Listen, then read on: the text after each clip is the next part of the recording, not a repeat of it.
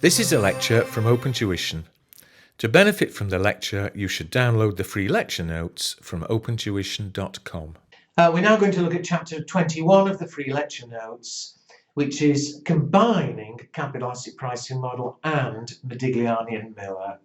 Modigliani and Miller, you'll remember, they had their theories of gearing, the effect of gearing on the business, whereas capital asset pricing model is looking at the business risk, the risk due to the actual nature of the business. And if you think back, gearing made a business more risky. You see, any business is risky, the risk of the profits fluctuating. If there is gearing, so there's the fixed interest payable, the risk to the shareholders, the risk of the dividends, is even greater. Well, in capital asset we had betas. The betas that are published are what we call the beta of equity. They're the beta of shares.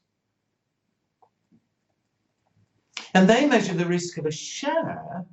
And remember, shares are more risky when there's gearing than if there's no gearing.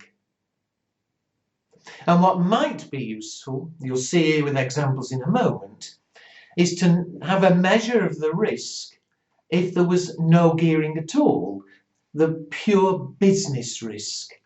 And that's called the asset beta. Is the beta of the business if there was no gearing.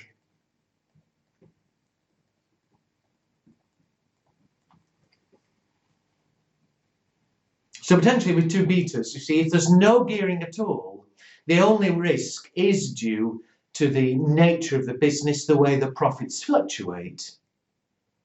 And the measure of that risk is known as the asset beta. However, shares, when it's a geared company, shares become even more risky because of the fixed interest.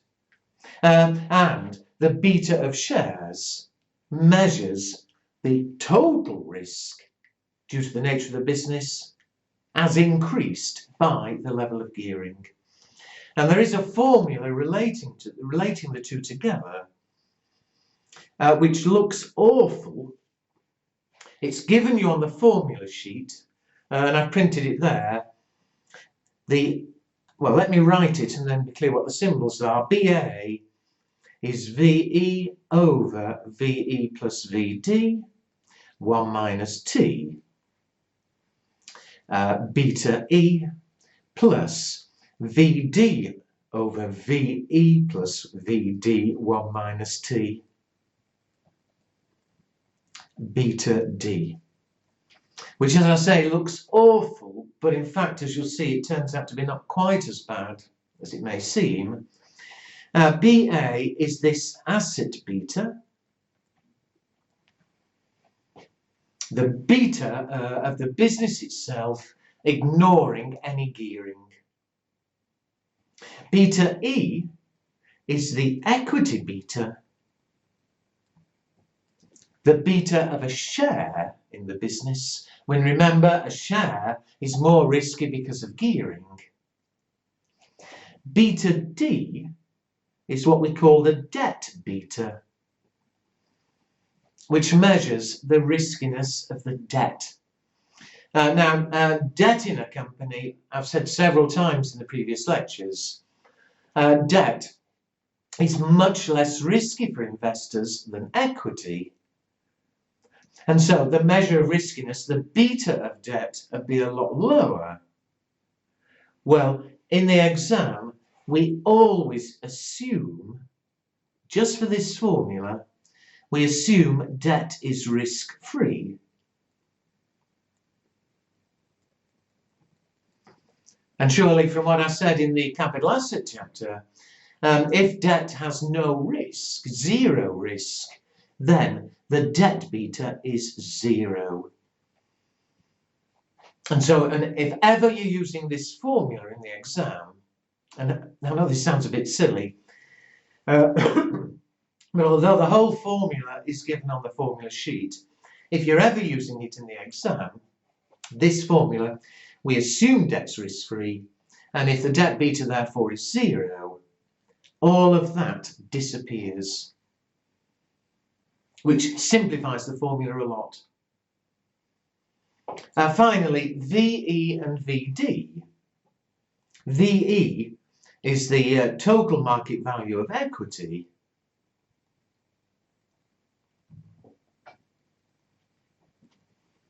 VD is the total market value of the debt in the company.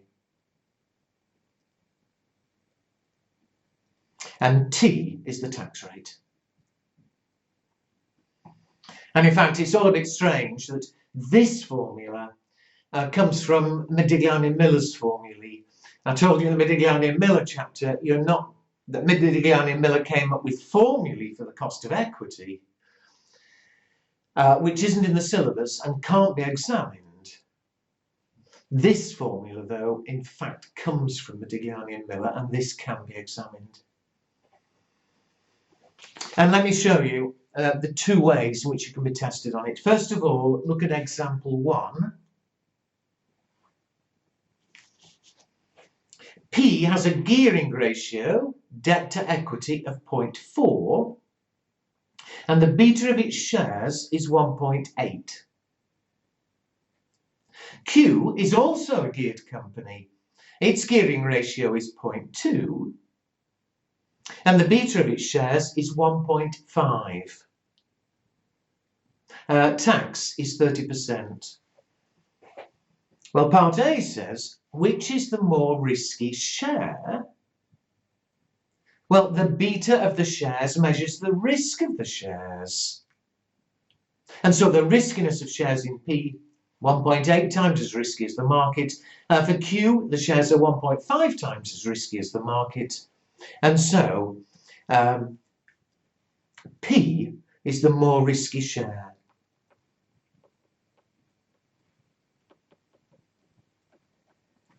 Because 1.8 is greater than 1.5.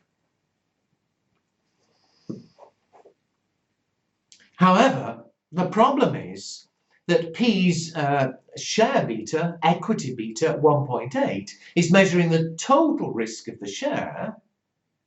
And one of the reasons it's so risky is because there's gearing. Gearing makes the shares more risky, and its gearing is 0.4. Q has a lower share beta, but one of the reasons the beta is 1.5, one of the reasons it's that risky is because of its gearing. Gearing makes a share more risky.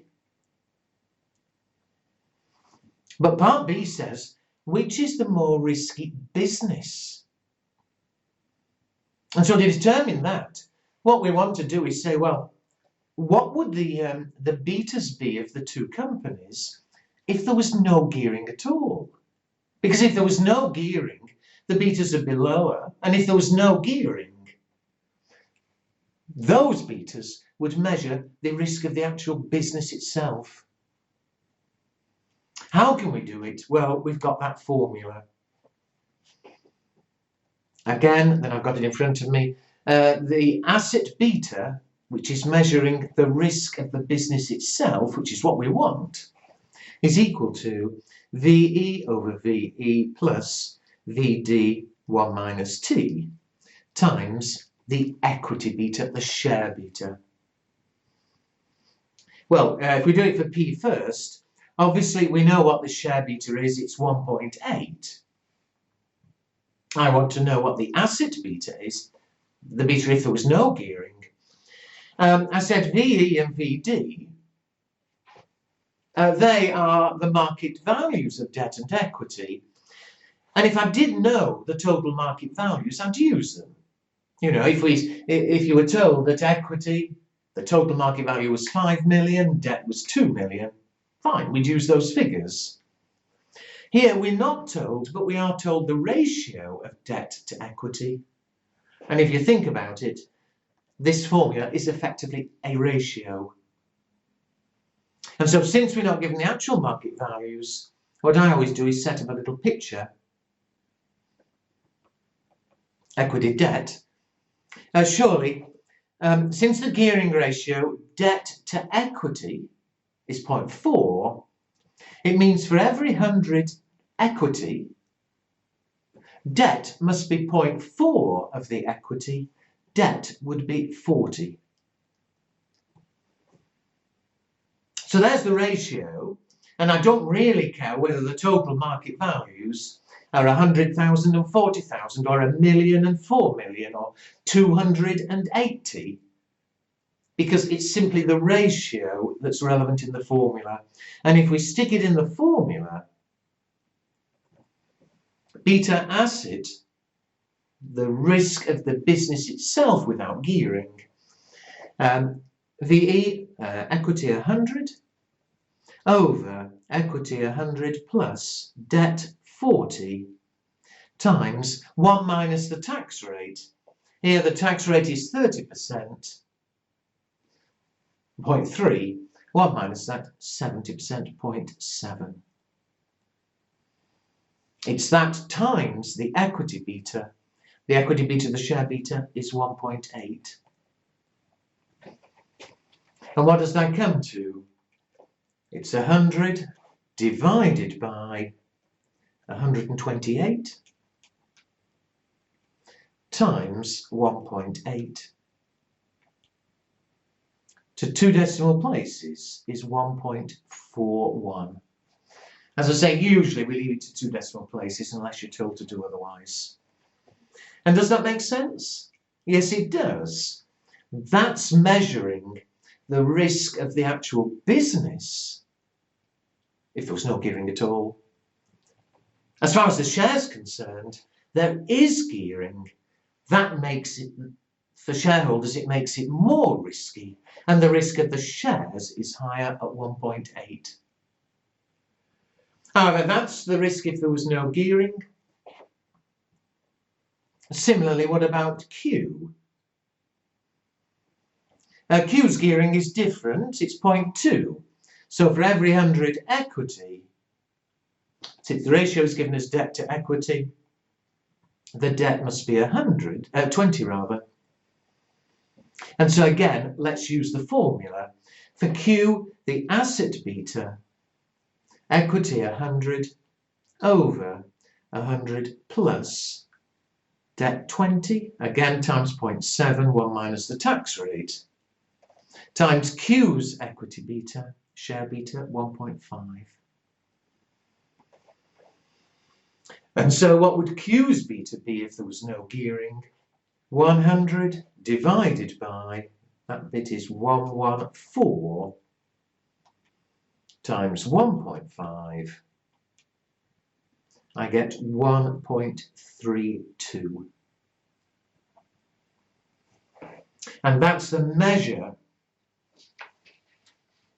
of Q's business risk. And so here, the question said, which is the more risky business? And in fact, P is the more risky business because 1.41 is greater than 1.32. But of course, you know, when you strip out the gearing, even though P is the more risky share, it could have ended up with Q being the more risky business. So that's one way the formula you can be tested on the formula and appreciate not just the arithmetic. I don't think the arithmetic's too bad, but do appreciate the significance.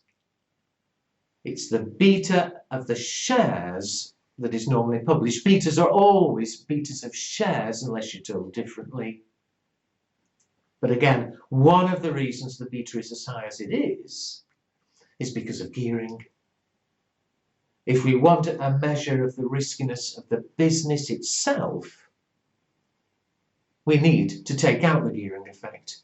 What would the beta be if there was no gearing? We call that the asset beta.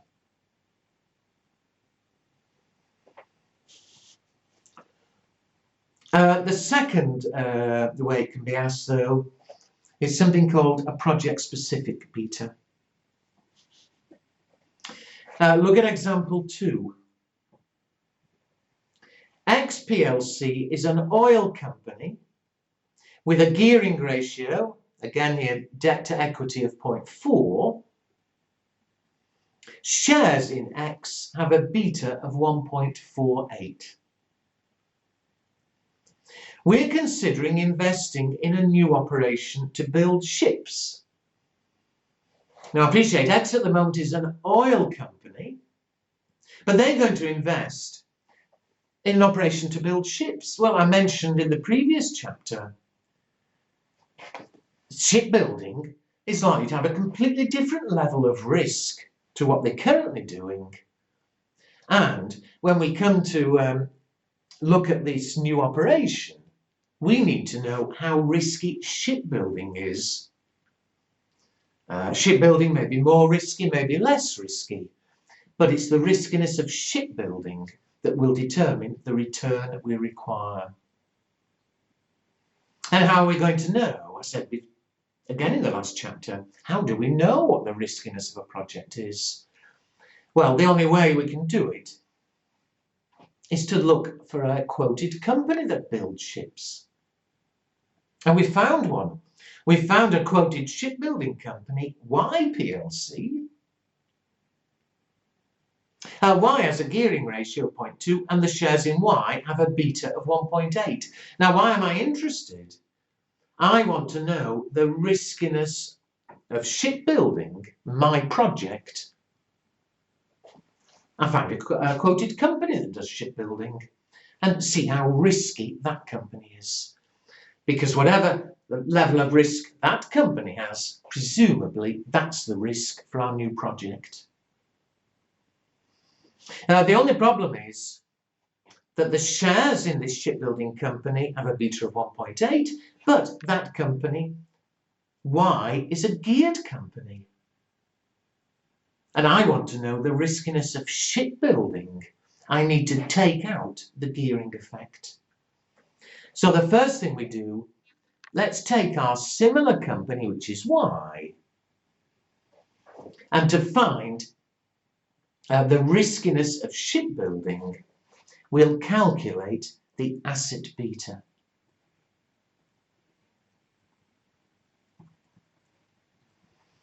Again, we've got our formula. Beta asset is VE over VE1 plus 1, VD1 minus T times beta E. Well, we know what beta E is for company Y. Company Y has a beta, its shares have a beta of 1.8. And what gearing we're going to use to get the asset beta? Surely company Y. It's company Y's gearing that has made company Y's share beta as high as it is. So what is the gearing in company Y? Company Y, its ratio debt to equity is 0.2. So for every 100 equity, debt must be 20. And so, what's the asset beta for shipbuilding? 100 over 100 plus 20 times, what's the tax rate? Here the tax rate is 25%, 0.25, 1 minus T, 75%, 0.75. Times the equity beta of 1.8. And so, what does that come to? 100 divided by 115 times 1.8. It comes to 1.57 if I keep it to 2 decimal places. So what's that? That is the riskiness of shipbuilding. Our new project is shipbuilding, and so there is the measure of the riskiness of our project. Now, in the previous lecture, I gave you the beta for our project, and we said, if it's all being financed by equity, then the riskiness of that project determines the return we need to get for the shareholders. We would simply use the ordinary capital asset formula to calculate the return needed for a beta of 1.57. However, this says calculate the project specific cost of equity. And as far as your exam's concerned, we would always assume that if Company X, and it's Company X who's doing the investing in the project, we assume that if they're currently geared, that they will continue to keep the same level of gearing, i.e. that the new project, it'll be financed to keep the same gearing as we currently have. So we assume for paper 9, F9 rather, that the new project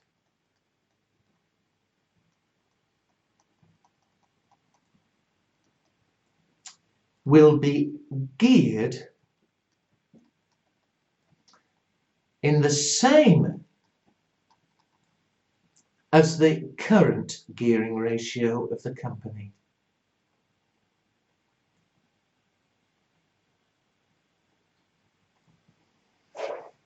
Now remember, it's Company X who's doing the investing. We know the new project has a risk of 1.57, but we assume that it's being financed in such a way as to keep the gearing ratio the same as it currently is in X. And what is X's gearing? X's gearing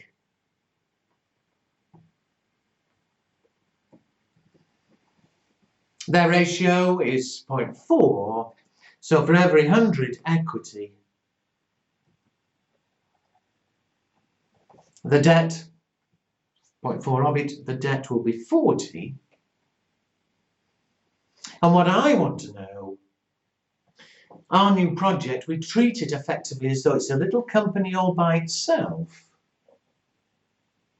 And what we want to know is, given that equity are providing most of the money, what return would shareholders need if they're investing in a project with a beta of 1.57, but there is gearing?